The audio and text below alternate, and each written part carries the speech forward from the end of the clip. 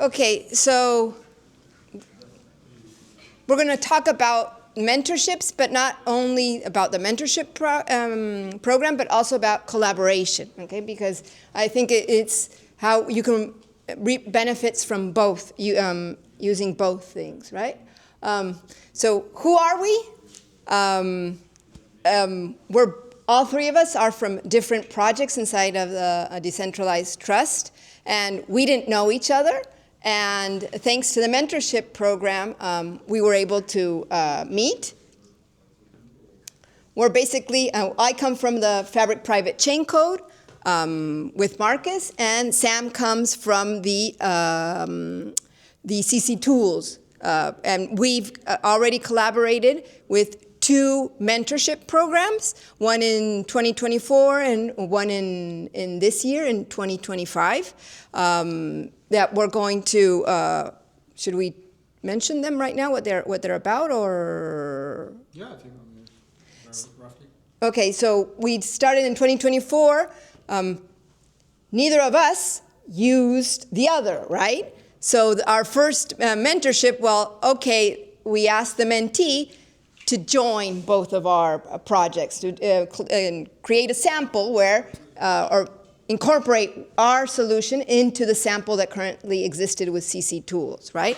And in this year, our mentorship was, we want to create a new sample, a completely new sample for both of the repos, but that used confidential digital assets, because digital assets is something that is big now, so we wanted to demonstrate that you can create using CC Tools a digital asset and that it can run using Fabric Private Chain Code.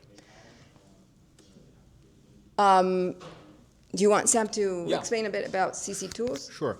I've seen that many here know about Fabric. And CC Tools is a Hyperledger Labs project that allows you to basically program chain codes with a more structured approach. So you can think of it as a framework for you to develop your chain code. So for those that have developed chain codes before, you use the Fabric tooling to interact with the ledger, and CC Tools is built on top of that and allows you to have structured asset definitions, which are automatically validated against types.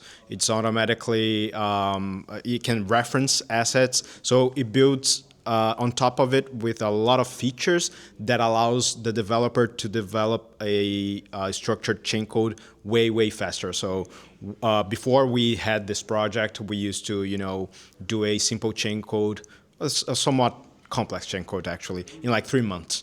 And with CC Tools, you can go with 2-3 weeks of development. So that's the goal of the project.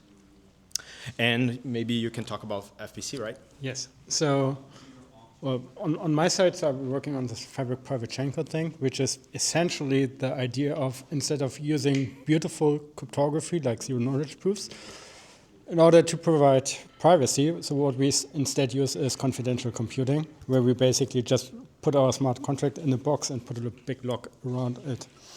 That's the idea of Fabric Private Chain Code. So we are a project which supports the Go programming language to execute your Fabric smart contract inside Intel SGX or any other confidential computing platform, if you would like to contribute to that project to enable this.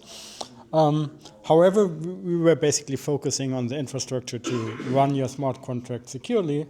But then when Maria saw... Yeah, so basically how we met was that I participated in one of the meetups that the Linux Foundation hosts, and he started presenting CC Tools, and I was like, oh, how interesting. And he said that it ran with Go, and it was like, ding, ding, ding, ding, ding, we use Go. And it was like, oh, how cool would it be if we could have his solution running in our environment, because that way it was like, oh, he can say I not only run in Fabric, but I also run in Fabric Private Chain Code. And we can say, hey, it's not that you have to start programming everything from zero. You can reap off of whatever you've already developed with CC Tools, and it's just a flag that, boom, This now has to run in Fabric private chain code.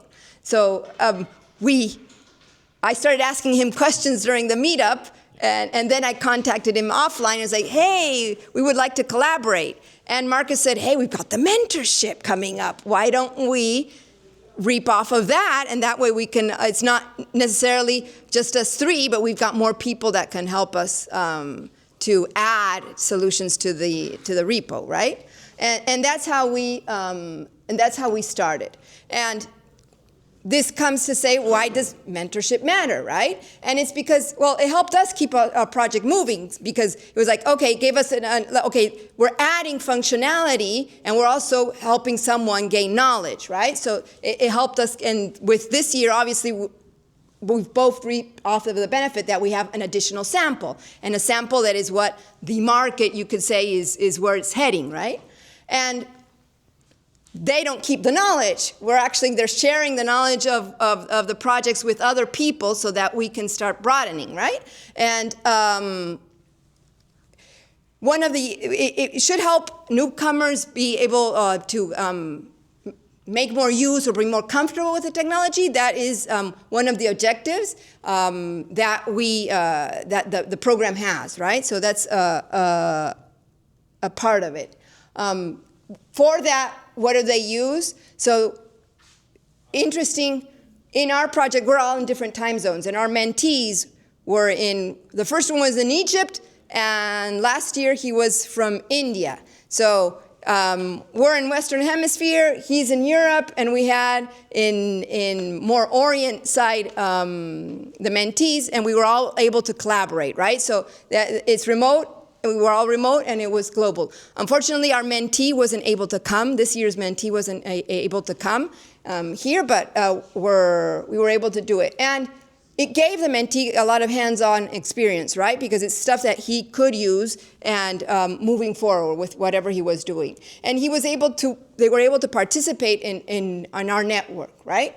They got recognition, and you have a structure of how it should work. So it's not that it's just come in and we don't know when. So we structured it, and the program is structured so that you have to quarterly inform of how he's working, give your feedback, so that way you can receive feedback also from them, but help them grow, right, in what they're doing. So, guys, you want to talk about? Well, so the slide you saw before is basically the slide deck we got from the Linux Foundation. And when we ask, hey, so what should we say about this cool project? Well, this is what we got. But we also thought, well, let's share our personal experience with the program. So this is unvalidated stuff, our opinion, basically. So I think, so what we really liked is that using the mentorship as a tool for us allowed us for nice cross-project collaboration and knowledge sharing. I mean, I learned a lot of CC tools. I think Sam learned a little bit about what is confidential computing and how you can use this for Fabric. Pretty cool. The mentee also learned quite a lot. It helped us to develop new samples and demos where we basically did not have the time. We had the idea that we wanted such a demo, but, well, no time for that. So we basically got extra resources. As another result of just having code contribution, you also get a little bit more exposure by having blog posts or YouTube videos or meetup presentations. So this is basically on the advertising area, pretty cool thing. Then what helped us quite a lot was improving the documentation. I mean, I don't know a developer who has fun writing documentation. Well, is someone in the room who enjoys this? All right.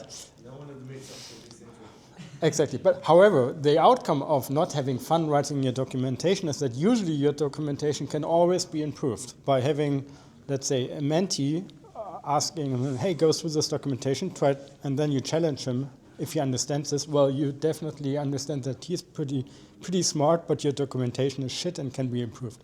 So, well, we improved also on that, but still, it's an ongoing process. Yeah, and doing the coding exercises together with the mentee, well, we found hilarious many different bugs and things which we never thought about someone wrote in this code base. And we fixed many of those things.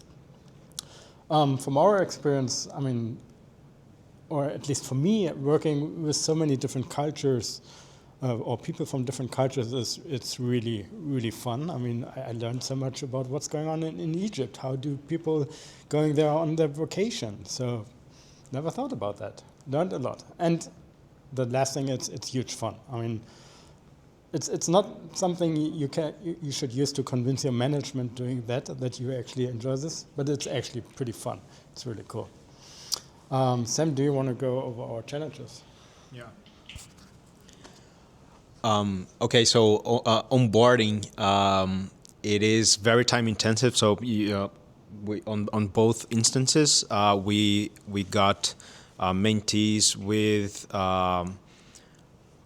programming experience, but very low Fabric experience, and of course, very pretty much none on CC tools and on FPC. So that the first weeks are basically doing the onboarding so you can get the mentee up to speed on those technologies and making sure that the mentee has the basis so you can work on your actual objectives. And of course, that can vary from mentee to mentee. Maybe one of them will get things very quickly and others will need some more time, but nonetheless something that you have to put in your your scheduling for the first weeks of the project. And that ties into time zones, because we have to go ahead. Regarding being time intensive, do you have an idea? Is it like 50% of a full-time job for the first month is needed to onboard somebody into the project, or is it like 1 hour each day? Do you have right? a So rough idea about that? you might correct me if I'm wrong, but I think that the expectation is 20 hours weekly for the mentee of work, right? Is something like that? Yeah. So that's what we expect, not only for the onboarding phase, but also moving forward. So yeah, I would say 50% of a full-time job. Yeah. Yeah, but that is what the mentee does, right? And how much time do For the you, mentor. as a mentor, as a mentor, especially for the onboarding? You're asking about how we provide, how we make our mentees' lives easier on that, yes, right? How much time you We Sure. have to dedicate to Explorer to explain, Yeah. review. So I think. Well, I mean, it really depends on the mentee, right? I mean, I think in the first 2 weeks, I'm pretty sure that I spent like 2 hours to 3 hours per week with my mentees. That's roughly it. And then, I mean, once they are confident, then this goes back down to, I don't know, 1 week, 1 hour per week. Okay. Okay. And I would say that in the first weeks, it's a lot of explaining, theoretical explaining of Fabric, and of course the mentee will do their work with the documentation and their own testing, and hopefully they will have enough questions during the week so that when we get to our weekly session, we can help them with those. But once they are, they have the base knowledge in their minds, it's it's just once a week and we just iterate over that, I think. Okay. Yeah. Good. Thank you. And the time zones, Maria just mentioned. So we are located in the same time zone. That's I think that's a perk of our collaboration. But Marcos is in Europe, and our 2 mentees were. The last one, at least, was in India. So most of our sessions would be morning for us and the evening for him. Yeah. So that's something that it is a challenge. There's no, I don't think that's there's a good solution. You just have to, maybe get lucky that your mentee will collaborate on times that might not be ideal for 9 to 5. parties. Yeah, not 9 to 5 basically. But yeah, okay. So the last one that we have here is okay. That's a good one. Growing and retaining new maintainers is non-trivial and remains an ongoing effort. So that's something that I think our projects always want is to get more people interested in people that can become maintainers at some point. Not only contribute but also become maintainers, and getting the mentees to be those new maintainers, of course, an effort, and it's non-trivial. Even though the mentorship takes 6 months, right, something like that. There's no guarantee that mentee will continue contributing once the mentorship is over. So that's something that is a challenge as well, and it's good for the contribution, but we always have the objective to make them interested enough in the project so they can continue working with us. And I think Marcus can talk a little about how we ask the mentees to participate on the FPC, maintaining calls and all that, right? So what was it? Yes. Yeah, you can do it. Yes.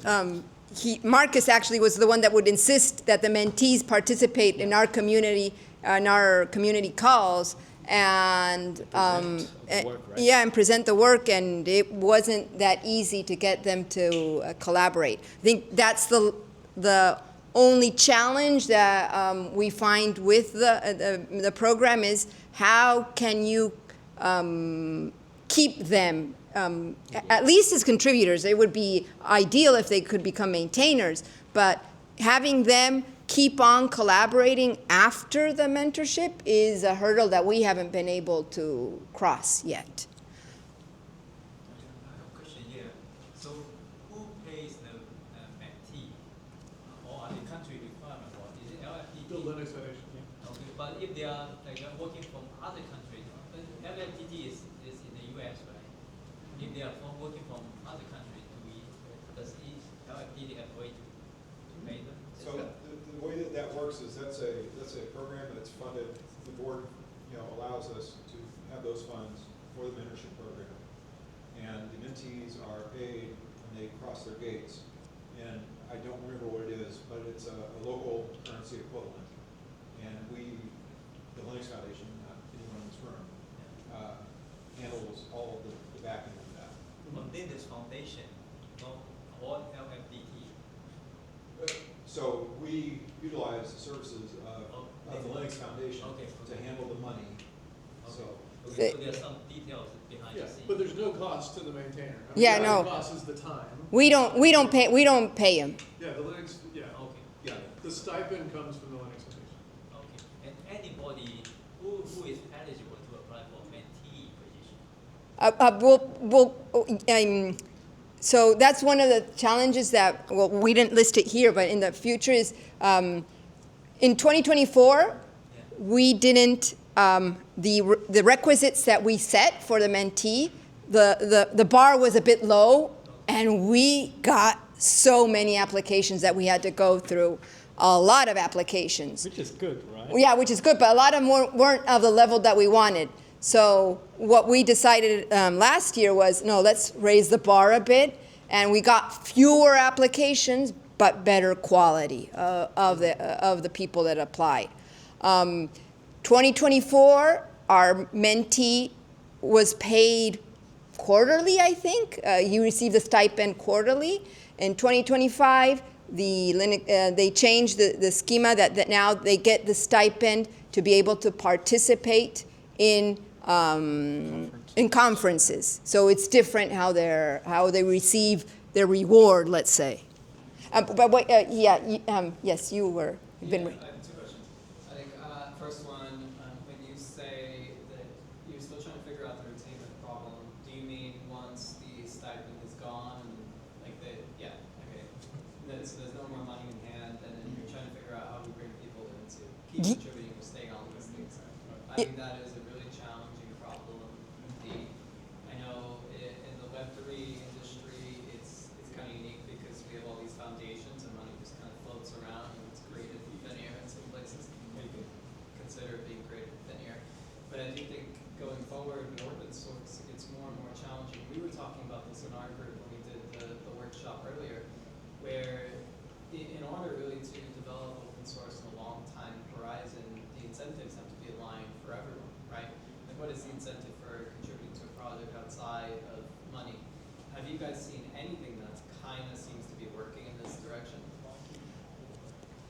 personal opinion, in FPC we've had different collaborators. Some were students that were doing doctorate degrees or whatever that would help. And of all of those, only one has stayed. Of all of those that have participated and did stuff for, only one of them has stayed and is currently, he couldn't come because he was on another trip right now. Yeah, I think it's something that we have to do a bit of a double click.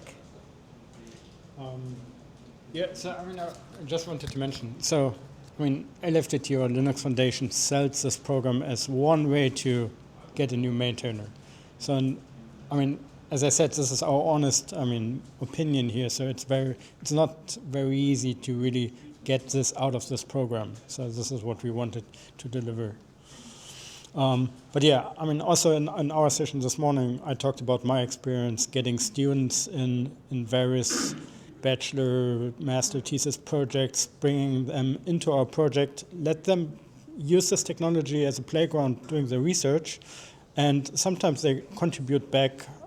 For instance, Zach was one of, he did an internship with me, but also his master thesis at ETH in Zurich. And so even after he completed his thesis, I mean, he still joins the community calls and tries to, get code from his master thesis still into the code base in his basically free time. And I think he finished like 2 years ago. So this is kind of a nice example where this kind of collaboration went very well, but this is, not mentorship program. Yeah, you had a question. How scalable is this? I mean, how many mentees did you support along the way? And well, I don't remember. What we said already, the backbone of these big projects are being built by people who are being paid. Right. I think we had about like 15 to 20 projects in 2025, roughly like that. Yeah, and I was going to show that next. We can show people where to look that up. Yeah. And we were basically, we had a mentor to mentee ratio of 3:1 essentially, right? And for me personally, this was fine that I can still do other work. But I also saw people or mentors who had like 3 mentees in 1 year. Maybe they do that slightly differently in terms of, how they share their time. I don't know. It's a little bit unfortunate that they're not here to share their experience. So that was part of our idea was if share with you and ask you, okay, what's been your experience with the mentorship program? Have you used the mentorship program? And what have you gotten out of it, right? Because this is just us, but it was sort of like a platform for open discussion of uses of the mentorship program. So what is your experience? Hands up. Have you heard of this before? No. No. Someone else heard of it? I heard about it, but I didn't even recommend it because I was not how much you pay, what's the workload. I just didn't bother to introduce to my students. So maybe I learned more today. So yeah. I have a question. You mentioned applications you needed to review. Is that like a requirement for a mentee for a person to become a mentee to create an application first? Yes. So we have the timeline here. Exactly. So the process is in detail described there. Definitely more detailed in what I can recall right now. However, everything starts with the LFDT staff sends an email around and saying, hey, we are doing mentorship program this year. You said it starts in February, probably. I'll walk people through the timeline. Min just posted the timeline. I'll pull that up in a minute. Perfect. So this was the timeline from last year. So then you basically think about a nice proposal, what you would like to do as a mentorship, and then you submit this on GitHub. Then the tech comes together and reviews all those project proposals and basically gives them a score and decides, okay, those are the projects recommended to participate. Then LFDT picks the top 10, top 20, depending on how many resources are available, essentially. And then the projects are posted on the Linux Foundation Mentorship website. And then the mentees can start to send in their applications for that. And in your project proposal, basically, you can define what are the requirements of your application. So you can say, okay, you should have at least, I don't know, Experience with Go. experience in Go. You should know already Fabric or whatever. I mean, you decide this. And then you can also define more details and you say, hey, why don't you do one of our first PRs? Something like that. You can think about that in order to, get an understanding if a candidate will fit the project or not. Okay. So, and then you basically we receive an Excel sheet with, No, you didn't receive a zip an Excel file? sheet. No. No, We did didn't this rec- Excel sheet? No, we didn't receive. We did one because we had to go through the Right. next So page. Exactly. So you get a bunch of PDFs. Yeah. And so one of us went through the PDFs and we started categorizing the people. Okay, this has knowledge in whatever we were asking, right? And after that, we filtered that out. Yeah. That's how we Right, exactly. And I think, if I remember correctly, the first mentorship where I participated, so AI was not a big thing. So this was very interesting. But now it has the last round. This was. you could read, yes. Yeah, the quality apparently was very good, from what you saw, which is interesting. Right, then you go basically through all those applications. Well, you say, okay, what do you think is who's a good candidate? Then you can do interviews or. Well, it's up to you how to do that. And then you basically, I think we were asked to pick our three favorites. Yeah. Mm-hmm. Well, and then if they are, because most of them are applying at multiple projects at the same time. So it could happen that, exactly, and then they can basically pick.